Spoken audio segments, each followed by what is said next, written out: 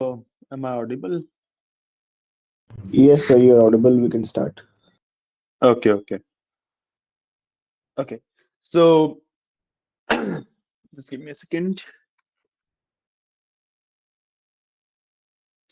Yeah. So last time we have completed our that subqueries, right? जी हाँ, सब queries का sir एक एक कंपोनेंट किया था हमने।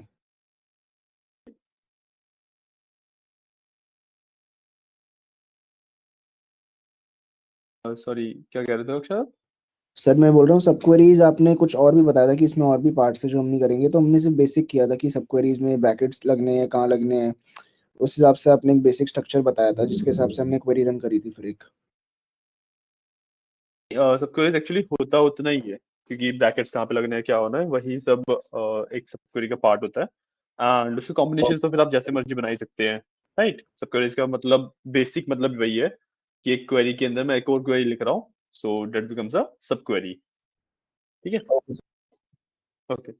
सो आज का जो हमारा टॉपिक रहेगा that will be views and functions.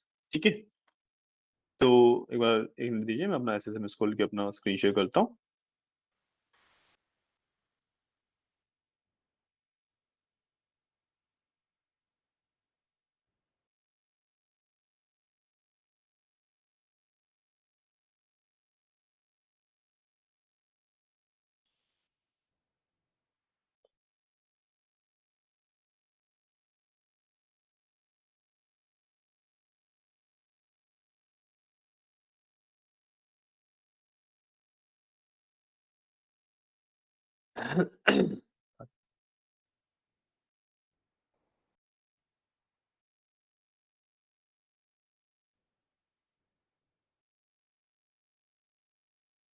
तो आज हम जो टॉपिक कवर करने वाले हैं that is called views and functions. दो टॉपिक्स हैं हमारे पास। First one is views, second one is functions. ठीक है, तो पहले बात करते हैं हम व्यूज के बारे में। व्यूज क्या होते हैं? व्यूज बेसिकली आपके, जब आप एक क्वेरी लिखते हैं एंड उसके अंदर काफी कॉम्प्लिकेशंस आ गए, राइट? कि मान लो आपने कोई क्वेरी लिखी है एंड वो काफी लंबी हो गई है ना? तो उसमें से कुछ आउटपुट आ रहा है, कुछ आपको दिख रहा है, राइट? अब वो क्वेरी आपको अगर बार बार यूज करनी है, बार बार रिपीटेटिव फॉर्म में उसे यूज करना है, तो इतनी बड़ी क्वेरी आप बार बार तो लिखोगे नहीं। सेकंड ऑप्शन इज कि आप सेव करके रख लो, एंड जो आपने सेव करके रखा है उसके बाद भी जब आप उसे बार बार यूज करना होगा तो आपको बार बार पेस्ट करना पड़ेगा या फिर लोड करना पड़ेगा उसे। तो date is also not feasible. ठीक है, तो जो एक फिजिबल ऑप्शन क्या है? फिजिबल ऑप्शन है हम उस क्वेरी को हमारे डेटाबेस के अंदर ही सेव कर दें, है ना? कि मतलब जो भी हमारा डेटाबेस है उसके अंदर ही हमने उस क्वेरी को सेव कर दिया। तो अब मेरे को ना बार बार उसे कहीं और से निकालने की जरूरत नहीं है, मैं डायरेक्टली अपने डेटाबेस में से उसे एक्सेस कर सकता हूँ। ठीक है, एंड रिमेंबर कि जो ये व्यूज वाला पार्ट है ना, कि एक व्यू बना रहा हूँ, व्यू में सिर्फ जो क्वेरी मेरे को एक टेबल आउटपुट दे रही है वही सेव हो सकता है। ठीक है, जो क्वेरी मेरी एक टेबल में आउटपुट दे रही है वही सेव कर सकता हूँ, मैं सब कुछ सेव नहीं कर सकता अपने व्यूज के अंदर। ठीक है, तो मतलब जैसे फॉर एग्जांपल की जो इंसर्ट, अपडेट, डिलीट या कोई ऐसी कमांड है वो सेवेबल नहीं है, बट कमांड्स लाइक आपके ये सिलेक्ट वगैरह के जितने भी कमांड्स हैं वो सब सेवेबल है। ठीक है, सर एक बार वापस से कंफर्म करने के लिए, व्यूज इज बेसिकली कि हमने कोई क्वेरी लिखी एंड बिकॉज वो जी एट टाइम्स लेंथी हो जाती है, तो जस्ट सो कि हमें बार बार उसको रिपीट करके कॉपी करके नहीं लिखना पड़े, तो हम उसको अपने डेटाबेस में सेव कर लेते हैं। एंड हम लोग बिल्कुल बिल्कुल इंसर्ट, डिलीट, मॉडिफाई इस टाइप की कमांड्स को नहीं कर सकते डेटाबेस में सेव, बाकी सारी कर सकते हैं, राइट? बिल्कुल बिल्कुल बिल्कुल। Sorry. Okay, just give me a second. हाँ, ठीक है। तो अब एक व्यू बनाया कैसे जाता है?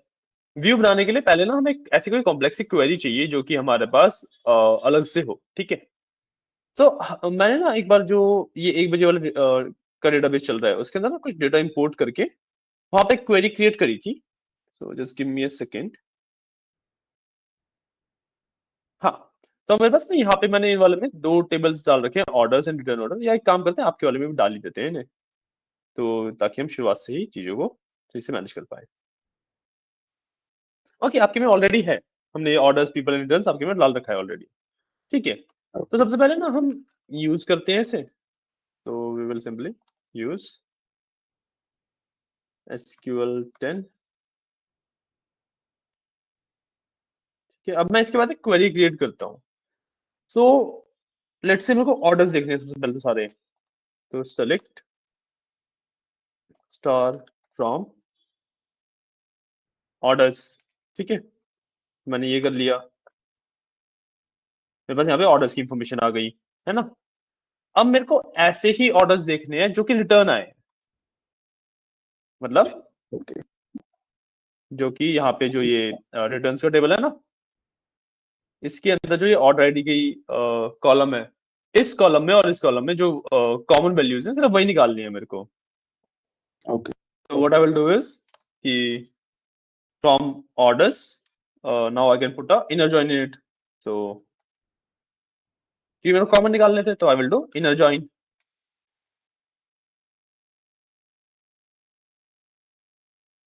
रिटर्न्स, ठीक है, रिटर्न्स ही नाम है ना इसका, हाँ रिटर्न्स ही नाम है। मैं इसको वेरिएबल भी दे देता हूँ, ऑर्डर्स को मैंने ओ वेरिएबल दे दिया और रिटर्न को मैंने आर वेरिएबल दे दिया। अच्छा, वेरिएबल का कंसेप्ट नहीं हुआ ना आपका? क्या सर? वेरिएबल्स का कंसेप्ट नहीं हुआ है ना आपका? सर पूछ रहा हूँ मैं, वेरिएबल बता दिया मैंने कि नहीं बताया? नहीं नहीं नहीं।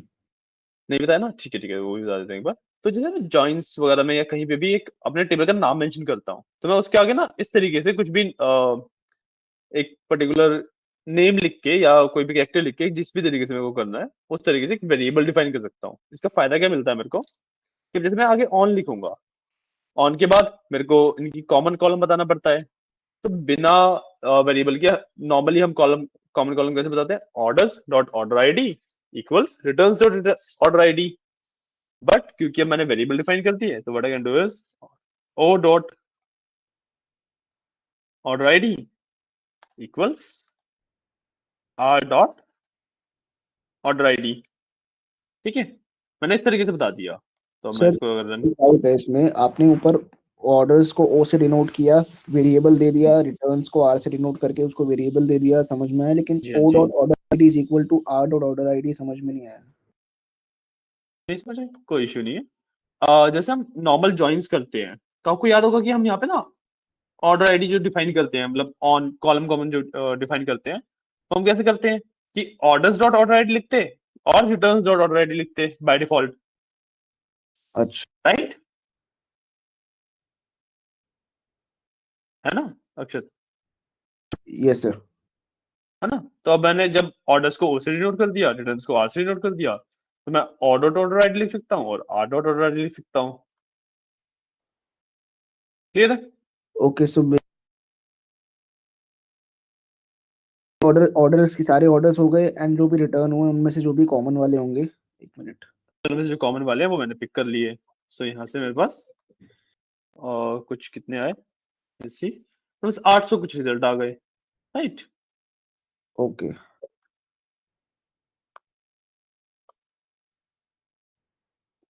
सो अब लेट्स से मेरे को देखना है कि अम, जो ये अब मेरे पास डेटा है ना, इसमें से जो एवरेज है उससे ज्यादा हो सेल्स की वैल्यू। ओके, इस डेटा ठीक जो है, 800 डेटा हमें मिला है उसकी वैल्यू एवरेज से ज्यादा होनी चाहिए, right?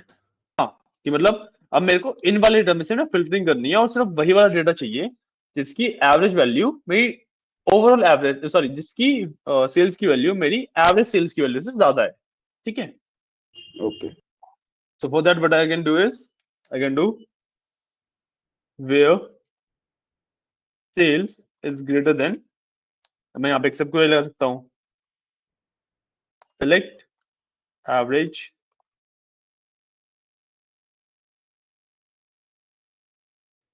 Sales from orders, right? Okay इसको मैं बंद कर दूंगा। मैंने क्या कर दिया कि सेल्स की वैल्यू मेरे एवरेज सेल्स से ज्यादा हो, ये भी मैंने डिफाइन कर दिया। ठीक है, इसको रन कर लेते हैं अब। तो मेरे पास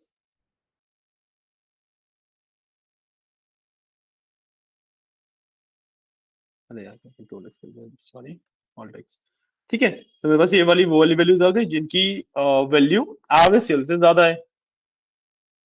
ठीक है, अब इसमें से भी मेरे को लेट्स से सिर्फ ऑर्डर आईडी एंड सेल्स देखना है। So I will do order ID and sales, मेरे को सिर्फ ये दोनों देखने थे। ठीक है, ऑर्डर आईडी तो यहाँ पे नहीं यूज कर पाएंगे, ऑर्डर आईडी इसलिए यूज नहीं कर पाएंगे कि ऑर्डर आईडी हमने कॉमन दे दिया है तो एम्बिगुअस हो जाता है। ओके तो इसमें मैं तो मैं डायरेक्टली ऑर्डर आईडी यूज नहीं कर सकता, I can do O dot order ID. ठीक है, इस तरीके से लिख सकता हूँ मैं। ठीक है, मैं सर ऑर्डर्स वाले टेबल में यहाँ तो कोई जॉइंट भी नहीं लगाया, तो फिर यहाँ पे हमने ओ डॉट ऑर्डर आईडी क्यों लिखा है? हमने यहाँ पे ऑर्डर्स को ओ नाम दे रखा है ना, ओके ठीक है। तो अब जरूरी नहीं है कि मैं इसके जहाँ पे मैंने नाम दिया उसके बाद ही यूज कर सकूँ, इसमें कहीं पे भी यूज कर सकता हूँ, उससे पहले भी यूज कर सकता हूँ। तो सर नॉर्मल ऑर्डर आईडी लिखते तो उसका भी तो वही मतलब। नहीं, नॉर्मल ऑर्डर आईडी से हमारा एसक्यूएल कंफ्यूज हो रहा था कि वो रिटर्न्स वाला जो टेबल है इसमें से ऑर्डर आईडी निकाल के थे या ऑर्डर्स वाला जो टेबल है उसमें से ऑर्डर आईडी निकाल के थे। वैल्यू दोनों में डेफिनेटली सेम ही है, बट एम्बिग्यूटी आ जाती है ये।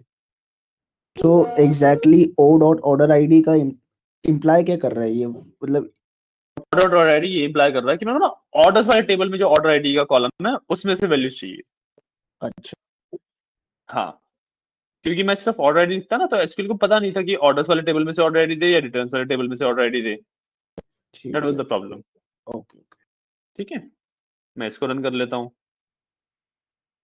ठीक है, मैंने इसको रन कर दिया, बस इस तरीके से इंफॉर्मेशन आ गई। ठीक ठीक है, है। ठीक है, अब लेट्स से काफी बड़ी क्वेरी हो गई है ये, है ना, ये काफी बड़ी क्वेरी हो गई है। अब राइट। मान लो ये चीज मेरे को बार बार करनी होती तो मेरे को ये वाला टेबल बार बार देखना है, तो अब ये तो है नहीं कि मैं बार बार एक क्वेरी लिखता रहूंगा। So what I can do is I can create a view out of it। ठीक है, मैं ओके इससे एक व्यू बना सकता हूँ। तो इसके जस्ट ऊपर जहां पे मैंने लाइन से स्टार्ट करी है ना उसके जस्ट ऊपर but again right is create view, then I need to name the view, और इसका नेम हम क्या रख देते हैं, लेट्स से एक्सपेंसिव रिटर्न्स रख देता हूँ इसका नाम। ठीक है, एक्सपेंसिव रिटर्न्स, अब नाम कुछ भी रख सकते हो, आपकी मर्जी है, और उसके बाद एस, बस ये हमने इसके आगे लगाया एंड अब ये मेरा एक व्यू बन जाएगा। तो I can run it, it is in command completed successfully, मतलब ये मेरा एक व्यू बन चुका है। अब इतनी बड़ी क्वेरी लिखने की जगह मैं सीधा इस व्यू को यूज कर सकता हूँ। कैसे? Select star from expensive returns, इस तरीके से मैं इतनी बड़ी क्वेरी रन करने की जगह सिर्फ इसको रन कर दूंगा, तभी मेरा आंसर यही आता है। ठीक है, ओके अंडरस्टूड। और हाँ, और अब मेरे को ना जो ये वाली क्वेरी थी इसको कहीं पे वैसे कंट्रोल एस करके सेव करके रखने की भी जरूरत नहीं है, क्योंकि मेरा डेटाबेस में ये, सॉरी, कि डेटाबेस में सेव हो गया ना, इसलिए सेव करने की जरूरत। बिल्कुल बिल्कुल बिल्कुल बिल्कुल बिल्कुल, ये मैं नॉर्मली अब सेव करने की जरूरत नहीं है क्योंकि ये मेरे डेटाबेस में सेव हो गया है। Okay sir. क्लियर है? यस। ओके, तो एक बार ये वाला नोट कर लो क्वेरी, फिर आगे बढ़ते हैं, फिर फंक्शन क्रिएट करते हैं।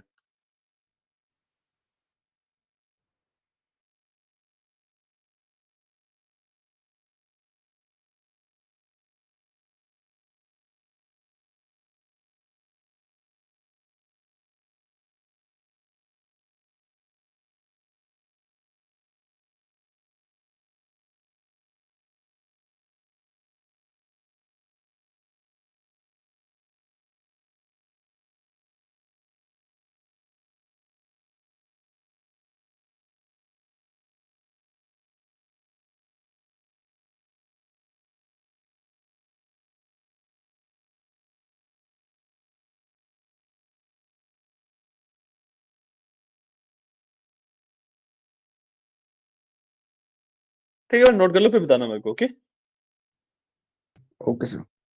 ओके।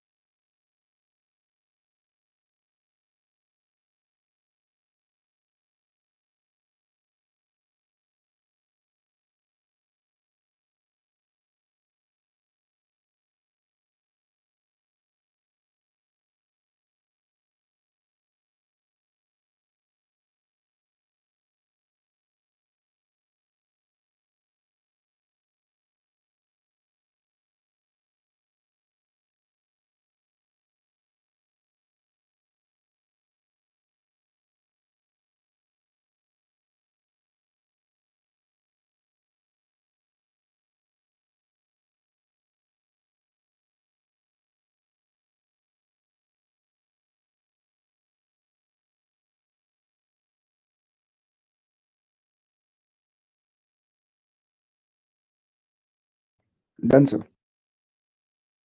ठीक है। तो इसी तरीके से आप व्यूज बनाते हो, ठीक है, यही है व्यूज वाला पार्ट। ओके, ओके अब जरूरी नहीं है कि आप इसी तरीके से क्वेरीज बनाओ इसमें। आप कोई भी क्वेरी, मतलब जो सिलेक्ट बेस्ड वाली क्वेरी है, जैसे सिलेक्ट की क्वेरी ना एक,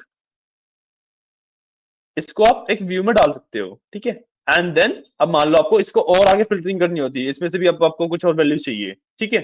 जैसे सेल्स की वैल्यू मेरे को सिर्फ 1000+ वाली चाहिए, तो इसमें भी मैं लिख सकता हूँ where sales is greater than 1000, ठीक है। इसको भी मैं रन कर सकता हूँ अब, यहाँ पे बस सिर्फ 1000+ वाली वैल्यूज आती हैं। तो मतलब जो ये क्वेरी थी, ये तो थी ही, इसका तो जो रिजल्ट आया उसके ऊपर मैंने फिर से और फिल्टरिंग कर ली। तो ये सभी पॉसिबल है। सर, एक बार ये वाला पार्ट वापस से बताना जो आपने बताया अभी। ये बट कुछ नहीं है, देखो, जैसे आपने एक व्यू बनाया, एक व्यू बनाने का बेसिक मतलब क्या हुआ कि आपने जो आउटपुट था इस क्वेरी का उसे सेव करके रख लिया, ठीक है। वो आउटपुट आप बार बार जनरेट कर सकते हो। एक ओके क्वेरी बेसिकली आपने सेव करके रख ली, है ना। अब जो इस क्वेरी का आउटपुट है, मैं उस पर और ज्यादा फिल्टरिंग कर सकता हूँ यहाँ से भी, ठीक है। सो select star from expensive return जब मैंने किया, तो it is a table basically. अब तो ये एक टेबल ही है। ओके अंडरस्टूड, ठीक है। सो उस पे भी हम लोग और लगा सकते हैं फिल्टरिंग, ठीक है। हाँ, आगे और फिल्टरिंग लगा सकते हैं उसके ऊपर, ठीक है। Okay sir. क्लियर। हाँ, तो हम बात कर रहे हैं फंक्शंस की। अब फंक्शंस में क्या होता है कि हमारे पास ना कई सारे फंक्शंस प्री डिफाइंड होते हैं, और कई सारे फंक्शंस हम खुद डिफाइन भी कर सकते हैं। जैसे मैंने ये एवरेज सेल्स का फंक्शन था, इसको डिफाइन किया था, ठीक है। यहाँ पे जो एवरेज सेल्स का फंक्शन था, सॉरी, ये प्री डिफाइंड था कि मतलब बस मैंने एवरेज लिखा, सेल्स लिखा और यूज कर लिया। मेरे को कोड थोड़ा ना लिखना पड़ा इसका, एवरेज सेल्स के लिए कोड तो लिखा नहीं, लिखा ना मैंने। हम्म। तो इस तरीके से ये प्री डिफाइंड फंक्शन होते हैं।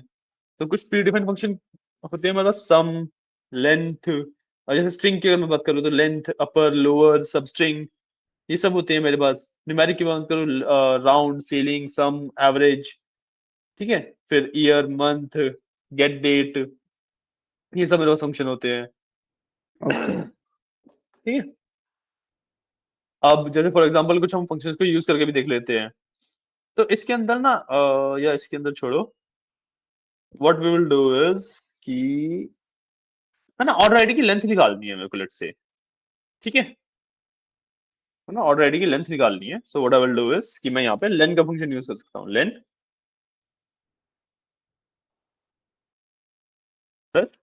आईडी, ठीक है। सेलेक्ट लेंथ और ID from expensive return where sales is this, ठीक है। तो मैं अब ऑल टेक्स्ट करूंगा, तो लेंथ आ गई कि मेरे पास जो लेंथ है वो 14 है, ठीक है,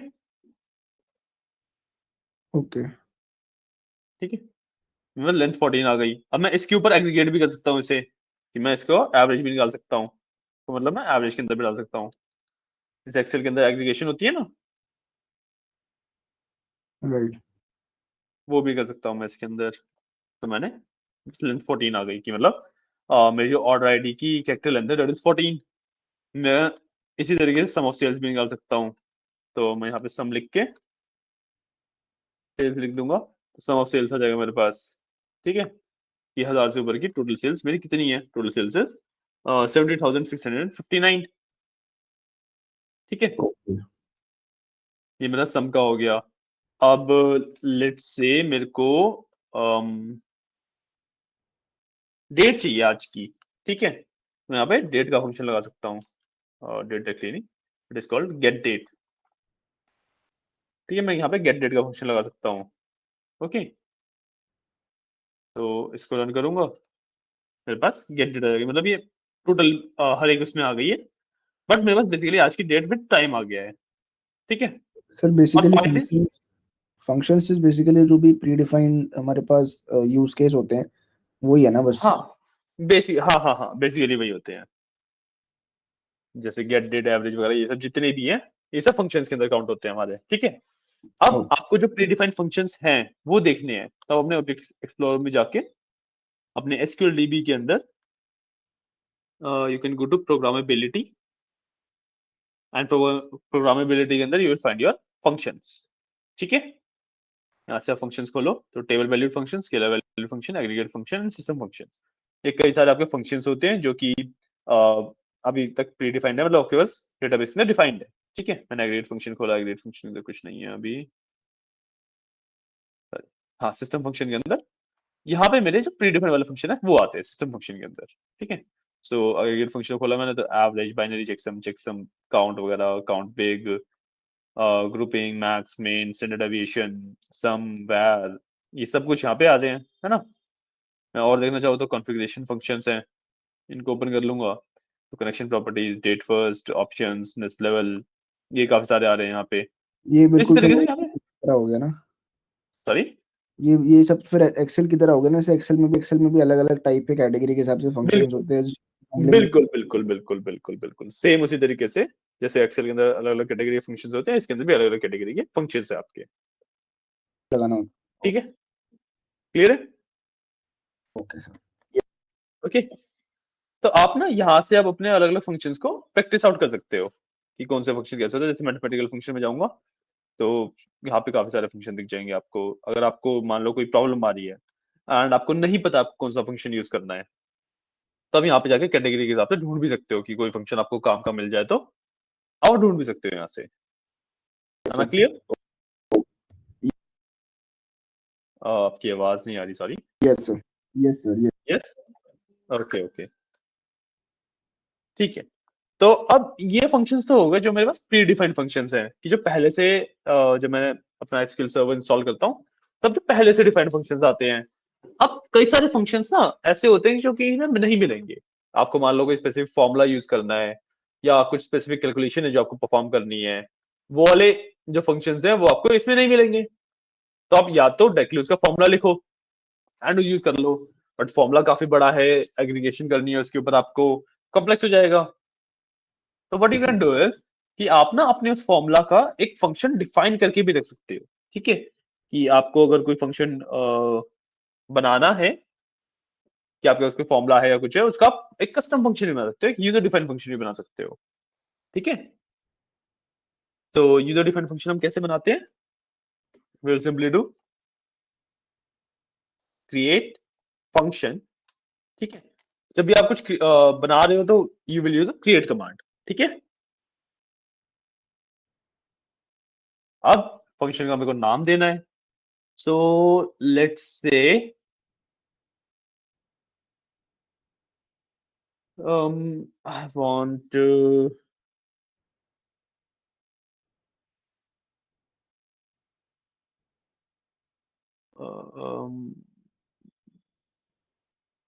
लेट्स से मेरे को प्रॉफिट का परसेंटेज चाहिए कि मेरे जो सेल्स की वैल्यू है उसमें से जो प्रॉफिट की वैल्यू निकल रही है उसका परसेंटेज कितना है। ठीक है, कि पर ऑर्डर में कितना परसेंट प्रॉफिट बना रहा हूँ। ठीक है, मैं परसेंटेज की वैल्यू चाहिए, right. So what I can do is मैं इसको ना प्रॉफिट परसेंट लिख देता हूँ, तो पीपीसीटी लिख देता हूँ। पीपीसीटी हो गया। ठीक है, क्रिएट फंक्शन पीपीसीटी। अब इसके अंदर मेरे को देना है कि मेरे को कौन से मेरे वो चाहिए वेरिएबल्स, मतलब पैरामीटर्स। जैसे मैं यहाँ पे एवरेज यूज किया मैंने, जैसे तो उसके अंदर एक मैंने सेल्स दिया ना कि मेरे को सेल्स का एवरेज चाहिए। Getting my point? Akshat, I am not able to hear you.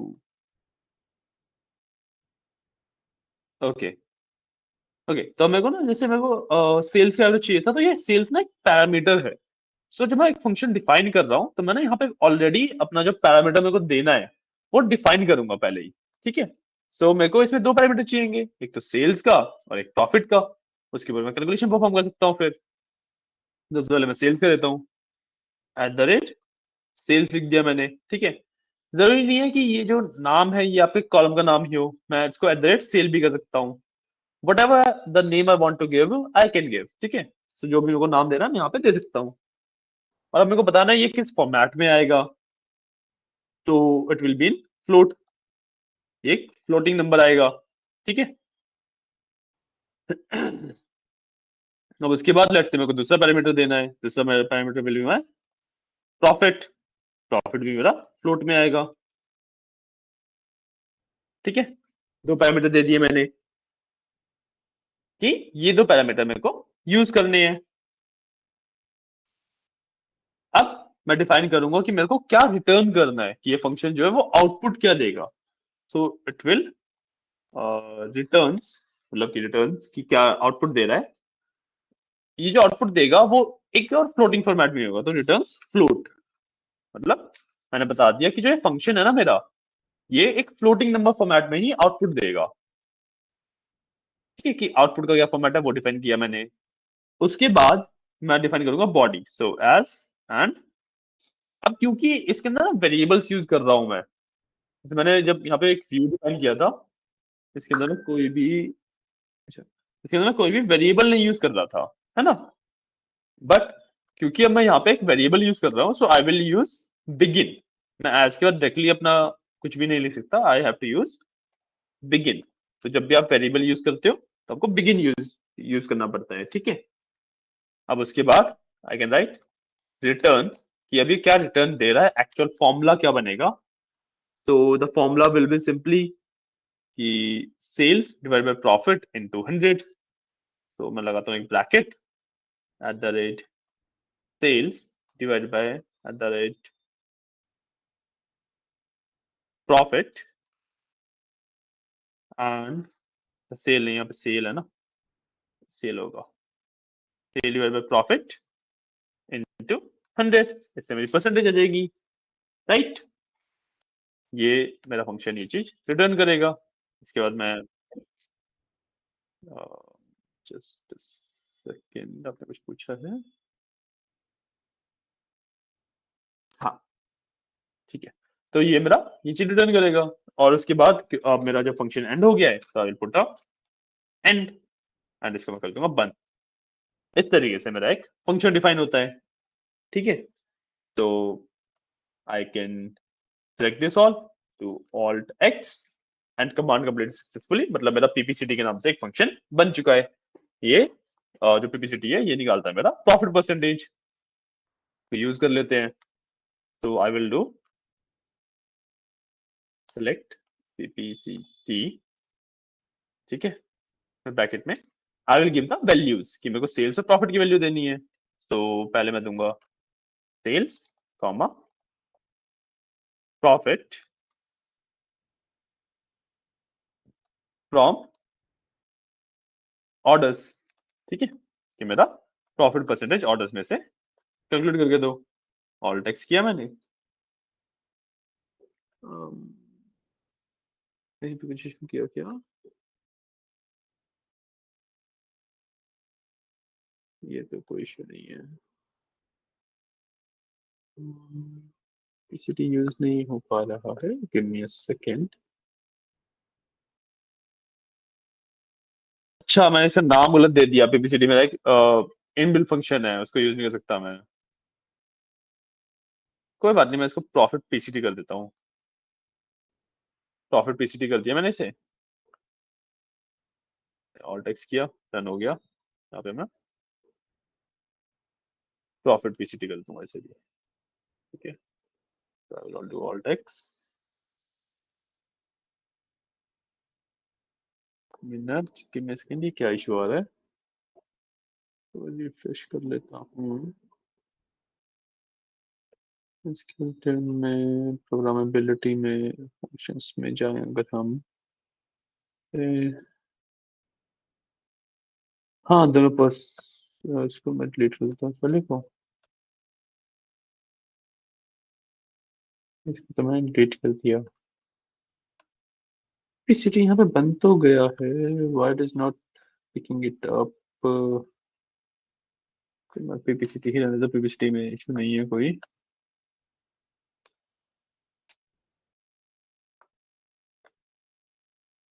Not the built-in function name. It's not getting recognized as a built-in function name. ठीक है, तो मैं यूज दोबारा कर लूँ क्या?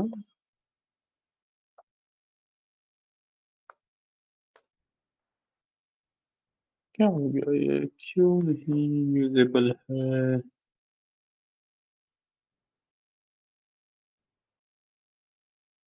लेकिन मैं ये वाली प्रॉब्लम क्या आ रही है, इसको फिक्स करते हैं, क्योंकि होता तो सिंपली यही है।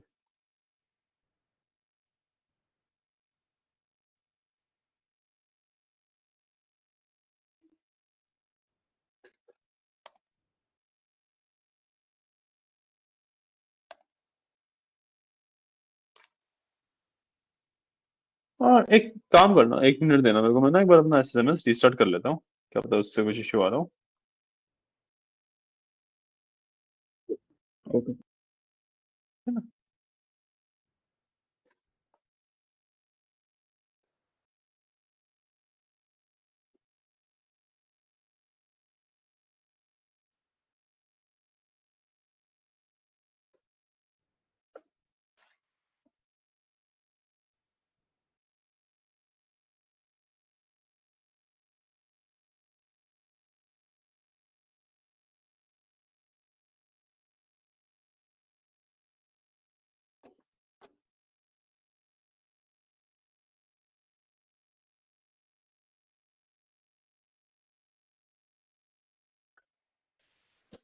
Connect.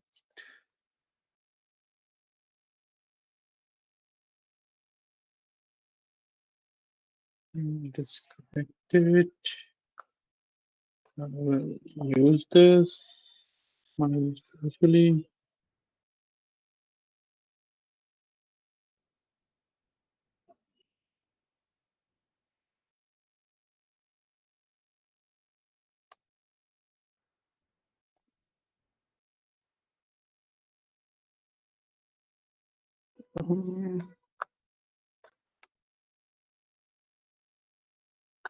इशू कर रहा हूँ।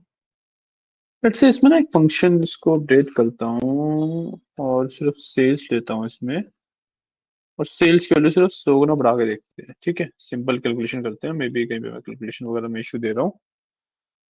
मैं सेल्स की वैल्यू 100 बढ़ा के देखता हूँ ना। मैं पीपीसीडी नहीं रख पाऊंगा most probably, but let's try. हाँ, पीपीसीडी नाम से ऑलरेडी यूज कर रहे हैं, तो इसको मैं टेस्ट के नाम से रख लेता हूँ सिर्फ। ठीक है, तो मैं इसको रन कर लेता हूँ। ऑल टेक्स्ट टेस्ट के नाम से मेरा फंक्शन बन गया। मैं इसके अंदर टेस्ट सेल्स यूज करके देखते हैं।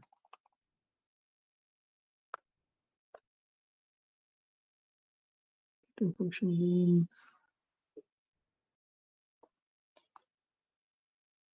ये यूजर डिफाइन का पंगा है क्या?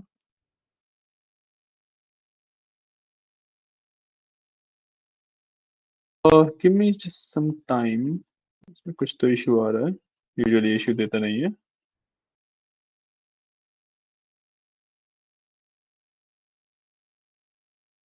ठीक है, इसको मैंने dbo डॉट करके देखते हैं।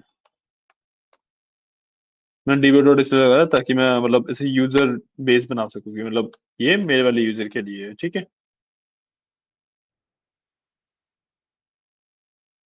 ग्रीन से ऑलरेडी एक वो है, तो मैं इसको यहाँ से डिलीट कर देते हैं। काम करते हैं,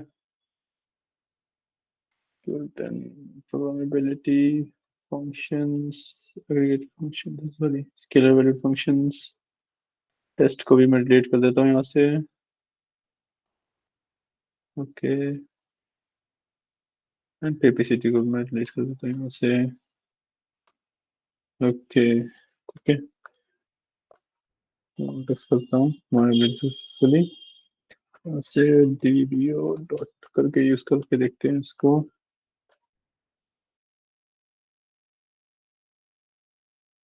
अच्छा, ये अब तो चलो डिवाइड बाय जीरो का इशू आ रहा है सेल्स की वैल्यू, मतलब प्रॉफिट की वैल्यू में। +0.1 कर देता हूँ मैं यहाँ पे, +0.1। ठीक है, वो डिवाइड बाय जीरो का error आ रहा है, वो तो फिक्स करने के लिए ये किया हमने, ठीक है।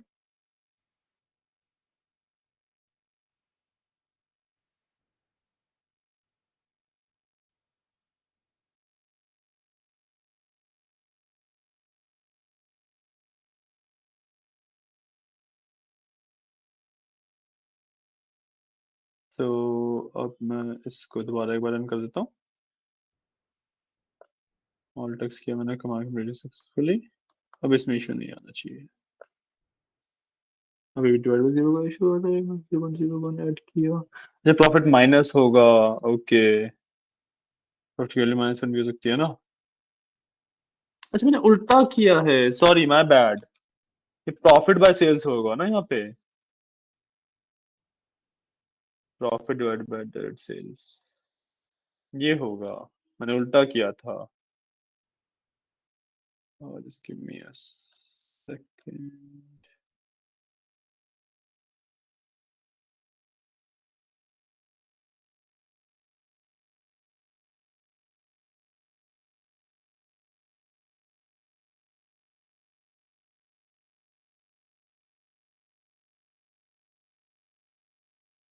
मैं अगेन डिलीट करता हूँ उसे। ये मैंने वो थोड़ा सा फॉर्मूला उल्टा लगा दिया था, डू ऑल टेक्स, एंड अब नहीं कोई इश्यू आना चाहिए। हाँ, देखो मेरे पास प्रॉफिट परसेंटेज आ गई कि इस पे मैंने 16% प्रॉफिट कमाया, इस पे 30% कमाया, 47% कमाया, -40% का लॉस किया, इस तरीके मेरे पास तो स्क्रीन शेयर नहीं हो रही है, sorry screen share sorry screen नहीं हो शेयर बंद हो रही गया है। Okay okay okay okay, sorry sorry sorry sorry, just share my screen again. हाँ, अभी ये दिख रहा है।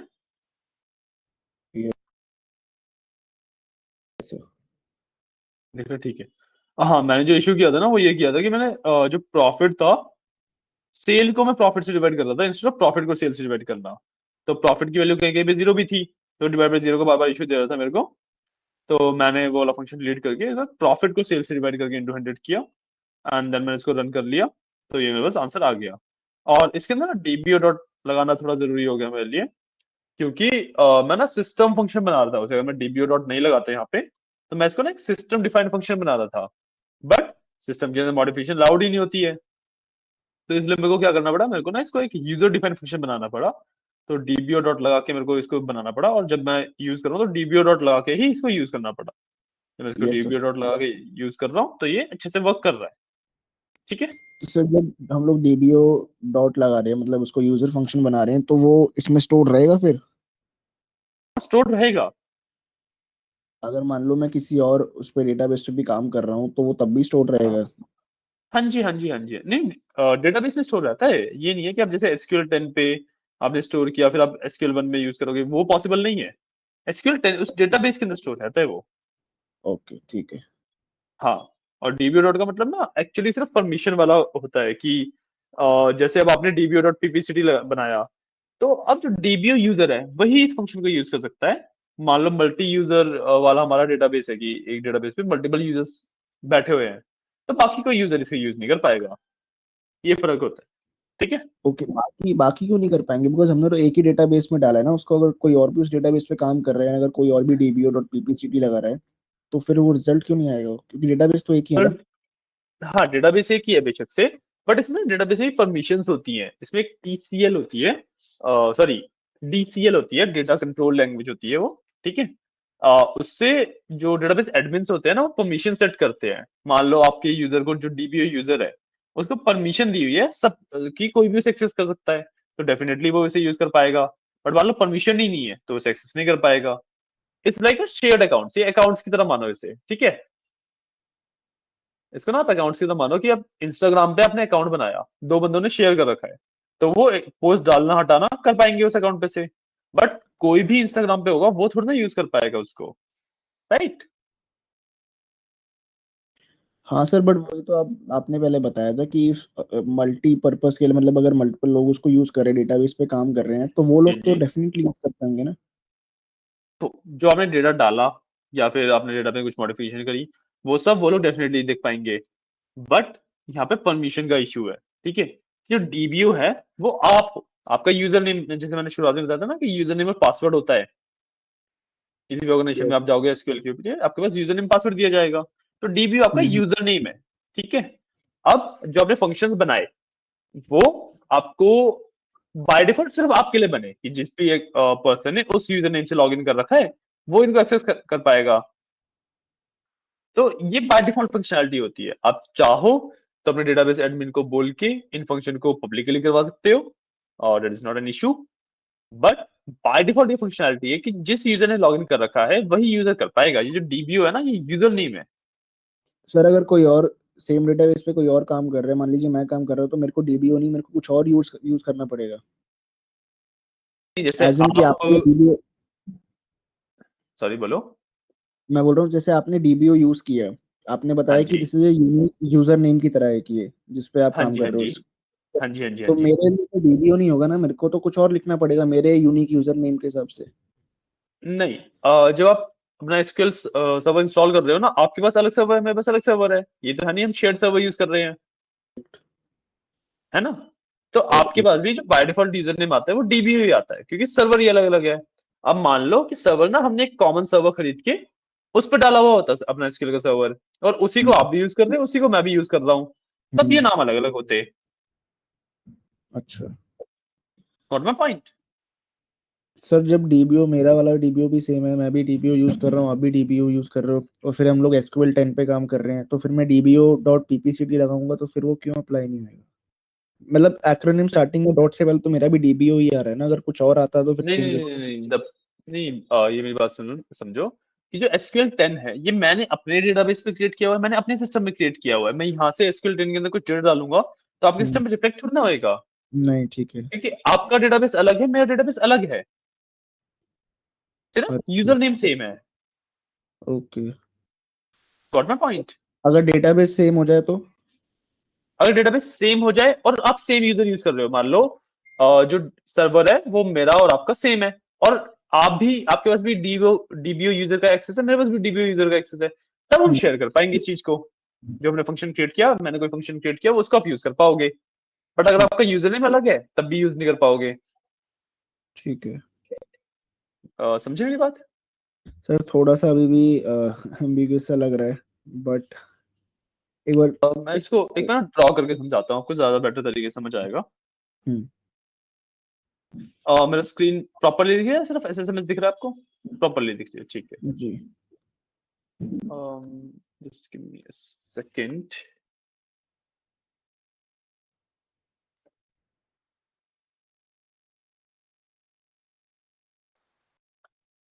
ठीक है, अब देखो, सबसे पहले एक मेरे पास ना एक एसक्यूएल का सर्वर है, ठीक है, ये सर्वर है मेरा जो हमने इंस्टॉल किया हुआ है, ठीक है। अक्षत क्लियर यस सर। है ना? ये मैंने इंस्टॉल किया हुआ है, वाई लिख दिया मैंने इस पे। सिमिलरली आपने इंस्टॉल किया था, राइट? ये अक्षर लिख दिया इस पे। अब इसके ऊपर एक डेटाबेस बनाए एसक्यूएल 10 के नाम से, इसके ऊपर भी एक डेटाबेस बनाए एसक्यूएल 10 के नाम से, है ना? ठीक है। जो इसमें यूजर नेम है वो भी डीबीओ है, जो इसमें यूजर नेम है वो भी, सॉरी, डीबीओ है ना? अब मैंने एक फंक्शन बनाया पीपीसीटी के नाम से, आप कैसे एक्सेस कर पाओगे बताओ इसे?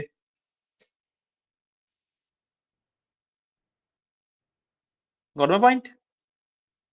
डेटाबेस, अच्छा, सर्वर अलग अलग होगा तो फिर वो नहीं, सर्वर के बेस पे होगा ना फिर सर वो, हाँ, जैसे आपका अब मान सर्वर अलग लो, है, सर्वर अलग है। हाँ जी, हाँ जी, हाँ जी, हाँ जी, हाँ जी। तो अब मान लो हमने क्या किया कि एक ही सर्वर कर दिया, ठीक है। इस पे एक एसक्यूएल 10 का डेटाबेस बना हुआ है, ये रहा दो अब। ठीक है, इस पे एक एसक्यूएल 10 का डेटाबेस बना हुआ है, ठीक है। उस पे एक यूजर है डीबीओ। अब आपके पास भी वही सेम डीबीओ है, मेरे पास भी सेम वही डीबीओ है। तो अब मैं जो पीपीसीटी बनाऊंगा वो आप यूज कर पाओगे, क्योंकि लिंक्ड है पूरा, है ना? थोड़ा एक्चुअली यूजर नेम के बाद सर्वर डेटाबेस आता है, it will be like this. तो डीबीओ है और उसके बाद एसक्यूएल 10 है, ठीक है। Am I clear? मकसद आपकी आवाज नहीं आ रही है मुझे।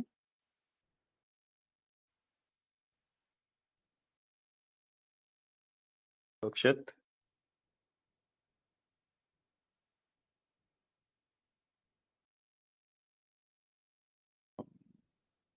अक्षत, हाय, हेलो।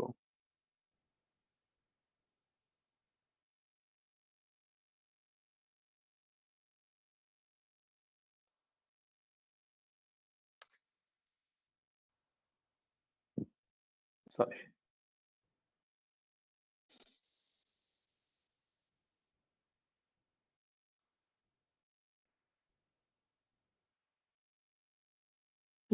वेट,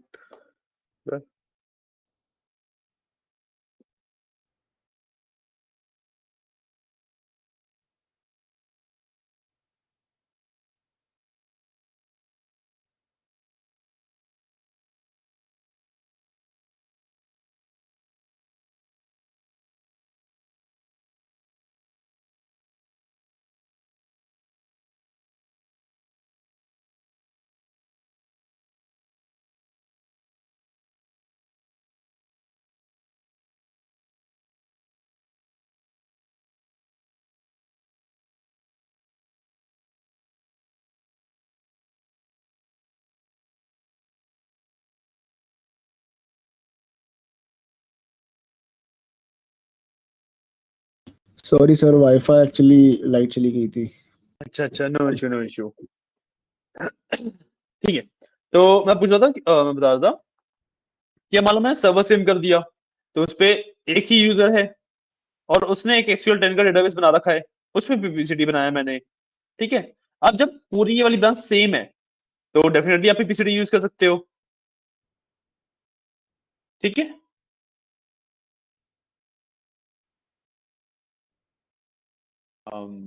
हाय अक्षत, की आवाज नहीं आ रही है मुझे। Yes sir. हाँ, तो समझ आ रहा है ना ये वाला पार्ट जो मैं बता रहा हूँ अभी। थोड़ा सा ना ऑडियो में वो आ रहा है, लैग आ रहा था। अच्छा अच्छा, मैं दोबारा बता देता हूँ कि मान लो एक ही सर्वर है, उस पे एक ही यूजर है, एक ही डेटाबेस है, तब पीपीसीटी मैं और आप यूज कर पाएंगे। ठीक है, मतलब अगर सर्वर एक है एंड डेटाबेस भी एक है, मेन तो सर्वर का इशू रहेगा ना, बिकॉज आपका सर्वर अलग है, मेरा सर्वर अलग है, इसलिए हम लोग अपने अपने पे लगा रहे हैं, किसी और पे अप्लाई नहीं होगा। But if you working on the same पहला, डेटाबेस। नहीं नहीं नहीं, अगर हम सेम सर्वर पे वर्क कर रहे हैं बट हमारा यूजर नेम डिफरेंट है, कि मान लो एक डीबीओ के नाम से और एक मैंने अक्षत के नाम से बना दिया, अच्छा ओके, सो दोनों चीजें सेम होनी चाहिए, यूजर नेम भी एंड और सर्वर भी। सर्वर भी, and we also have to हाँ बी जी, working on the same database. बिल्कुल बिल्कुल बिल्कुल। तीन जब ये रिक्वायरमेंट तीनों है। चीजें सेम होगी तब ये शेयरेबल होगा, और कुछ भी चीज डिफरेंट होगी तो शेयरेबल नहीं होगा। ठीक है, okay. Got it. Yes sir. Okay, तो ये होता है आपका फंक्शन का कंसेप्ट। अब आप इस तरीके से कोई भी फंक्शन अपना क्रिएट कर सकते हो। जैसे हमने यहाँ पे मैंने क्रिएट किया था ये वाला एक फंक्शन और पीपीसीटी के नाम से। आप किसी भी नाम से कोई भी फंक्शन क्रिएट कर सकते हो, उसके अंदर जितने मर्जी पैरामीटर्स लो, जो मर्जी कैलकुलेशन करो, जैसे मर्जी करो, कोई इशू नहीं है। ठीक है, ठीक है ना, सर फंक्शन का टॉपिक क्लियर है। मेरे को ना एक बार स्टार्टिंग में जो आपने लिखे थे ना, जो हम खुद से क्रिएट कर रहे थे, वहां पे थोड़ा सा डाउट लग रहा था, एज इन की इनिशियली समझ में नहीं आया बिल्कुल क्लैरिटी के साथ। जैसे ओके, आपने लिखा हुआ है यहाँ पे, अगर देखें क्रिएट फंक्शन, आपने डीबीओ का समझा दिया, पीपीसीटी आपने लिख दिया, पीपीसीटी का एग्जैक्टली एक्रोनिम कैसे आया? पीपीसीटी जस्ट नेम, मैंने कुछ भी नाम लिख दिया, मैं कुछ भी लिख सकता हूँ यहाँ पे, जरूरी नहीं पीपीसीटी लिखूं। ठीक है, तो इससे हमने फंक्शन क्रिएट कर लिया डीबीओ पीपीसीटी, जिसमें हमें सेल चाहिए और उसके बाद सेल्स से हमें प्रॉफिट चाहिए, यही है ना? नहीं नहीं नहीं नहीं, दीज आर पैरामीटर्स। ठीक है, ये डिफरेंट डिफरेंट पैरामीटर्स है कि जब भी मैं जो फंक्शन क्रिएट कर रहा हूँ, जब भी मैं इसे यूज करूंगा तो मेरे को ये वैल्यूज इसे प्रोवाइड करनी पड़ेंगी। पॉइंट कि जैसे एवरेज अगर मेरे को निकालना है तो यहाँ पे सेल्स जो मैंने यहाँ पे दिया है ना, ये एक पैरामीटर है कि मैं एवरेज के फंक्शन को ऐसे ही यूज नहीं कर सकता। मेरे को इसमें सेल्स का एक पैरामीटर देना ही देना पड़ेगा, कोई भी एक पैरामीटर देना ही देना पड़ेगा, है ना, कि वरना मैं एवरेज किसी चीज की निकालूंगा। DBO sales food.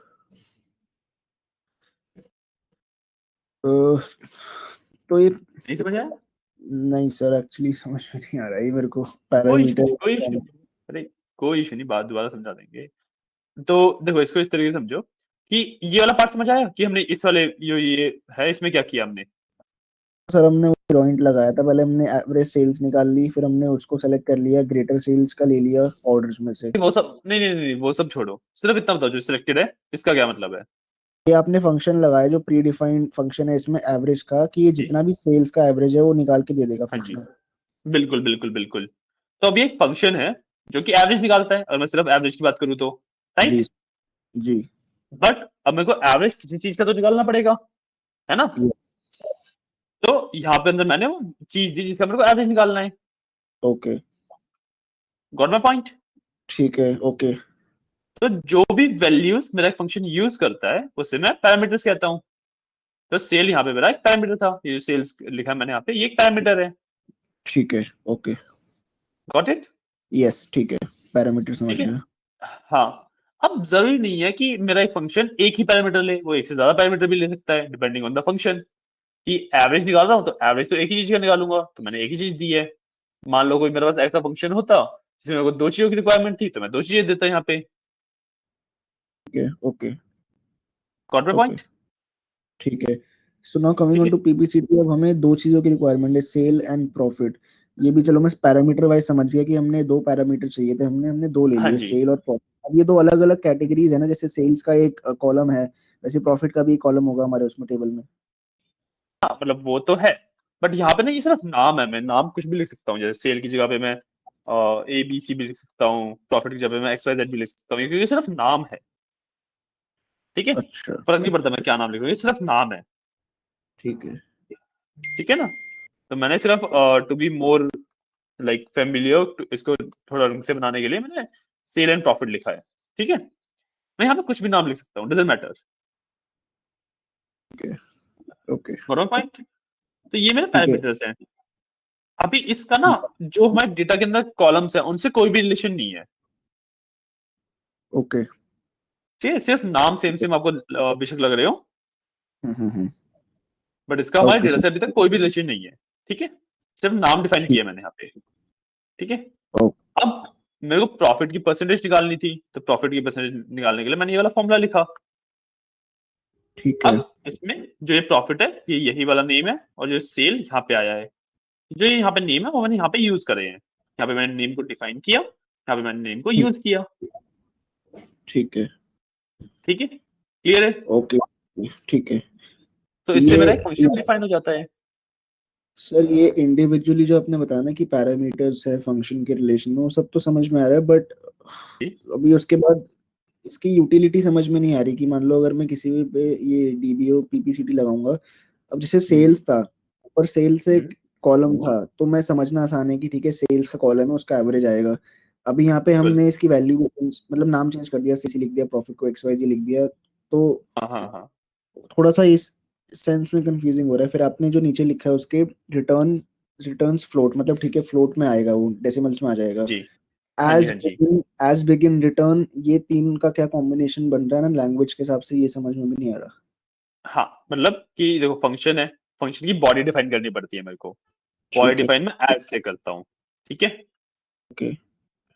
ये तो जब मैंने व्यू बनाया था यहाँ पे तब भी मैंने एज लगाया था, राइट। यस। ठीक है, अब इसके अंदर मेरे को ना वेरिएबल्स का यूज करना है, जो यहाँ पे वेरिएबल्स लिखे हुए हैं ना, यूज करना है। एक मिनट देना मेरे को, ठीक है। श्योर।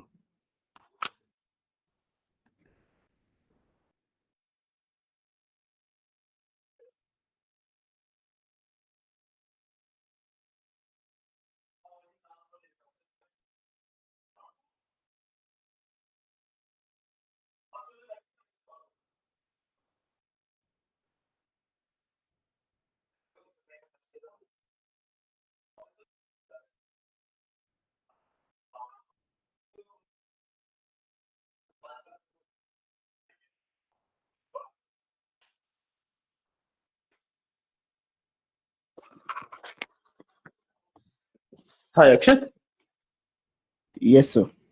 हाँ थोड़ी देर ना वेट करना, यहाँ पे कोई आया है, just give me a second, okay. या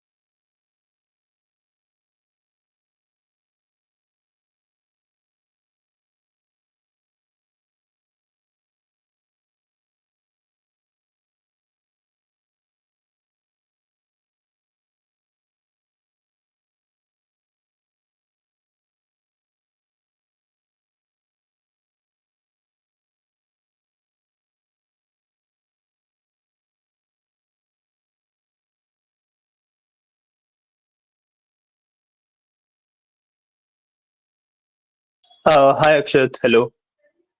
यस सर। या सॉरी फॉर द इंटरप्शन। आज क्लास ना मैं यहीं पे एंड करनी पड़ेगी। यही सेम टॉपिक से हम नेक्स्ट टाइम शुरू करें, मेरे को थोड़ा सा कुछ काम आ गया है। डन सर, ठीक है। डन ना? ओके ओके, तो मैं यही फंक्शन वाले टॉपिक से हम दोबारा स्टार्ट करेंगे, ठीक है। No sir, okay. तो व्यूज वाला तो क्लियर हो गया था आपको, right? Yes sir, that was clear. Okay okay, तो फंक्शन वाले से हम दोबारा स्टार्ट कर लेंगे नेक्स्ट क्लास में। ओके ठीक है, okay sir. Okay okay, thank you.